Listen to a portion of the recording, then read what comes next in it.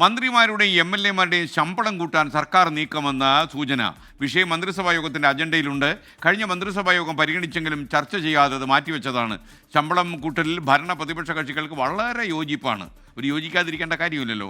Nattika M L A CC മുകുന്ദൻ്റെ ബുദ്ധിമുട്ട് ചൂണ്ടിക്കാണിച്ചാണ് ശമ്പളം കൂട്ടണമെന്ന ആവശ്യം ഉയർന്നത്. 24 ബ്രേക്കിംഗ് വാർത്തയുമായി ആർ ശ്രീജിത്ത് ചേരുകയാണ് തിരുവനന്തപുരത്ത് നിന്ന്. ശ്രീജിത്തെ, യഥാർത്ഥത്തിൽ ഈ എം എൽ എമാർക്കും മന്ത്രിമാർക്കും ഒക്കെ കഴിഞ്ഞു പോകാനുള്ള കാശ് ഇപ്പോൾ കിട്ടുന്നില്ല എന്നാണോ നമ്മുടെ അന്വേഷണത്തിൽ മനസ്സിലായത്?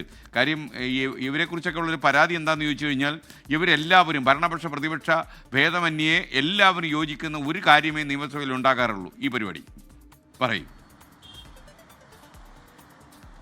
SKN, good morning. ശമ്പളം കാലാനുസൃതമായി വർദ്ധിപ്പിക്കണമെന്ന കാര്യത്തിൽ ഭരണ പ്രതിപക്ഷ അംഗങ്ങൾക്കിടയിലും മന്ത്രിമാർക്കിടയിലുമൊക്കെ വളരെ യോജിപ്പാണ്. ഇതിന് കാരണം ഇതര സംസ്ഥാനങ്ങളുമായി താരതമ്യം ചെയ്യുമ്പോൾ കേരളത്തിലെ ജനപ്രതിനിധികളെ, പ്രത്യേകിച്ച് നിയമസഭാംഗങ്ങളുടെയും മന്ത്രിമാരുടെയും ശമ്പളം വളരെ കുറവാണെന്നാണ് പറയുന്നത്. മന്ത്രിമാർക്ക് നിലവിൽ 97,000 പരം രൂപയാണ് ശമ്പളവും അലവൻസുമായി ലഭിക്കുന്നത്. ഇതുകൂടാതെ 1 കിലോമീറ്ററിന് 6 രൂപ നിരക്കിൽ ഡീസൽ ചാർജും യാത്രാപത്തിയായി ലഭിക്കും. ML എമാർക്ക് 70,000 രൂപയാണ് ശമ്പളവും അലവൻസും മറ്റുമായി ലഭിക്കുന്നത്. അവർക്ക് പെട്രോൾ കൂപ്പൺ പോലുള്ള കാര്യങ്ങളുമുണ്ട്.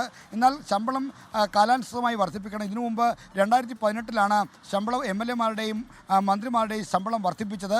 ഇതിനായി ശമ്പള വർധനയെ പഠിക്കാൻ സർക്കാർ റിട്ടയർഡ് ഹൈക്കോടതി ജസ്റ്റിസ് CN രാമേന്ദ്രൻ നായരെ നിയോഗിച്ചിരുന്നു. അദ്ദേഹത്തിൻ്റെ കമ്മിറ്റി റിപ്പോർട്ട് നൽകി 30% വർധനമാണ് ആവശ്യപ്പെടുന്നത്. അതായത് മന്ത്രിമാരുടെ ശമ്പളം ഏതാണ്ട് 1.25 ലക്ഷത്തിലേക്ക് ഉയരുന്ന തരത്തിലുള്ള ഒരു നിർദ്ദേശമാണ്. ആ നിർദ്ദേശമാണ് കഴിഞ്ഞ മന്ത്രിസഭാ യോഗത്തിൻ്റെ പരിഗണനയ്ക്ക് വന്നത്.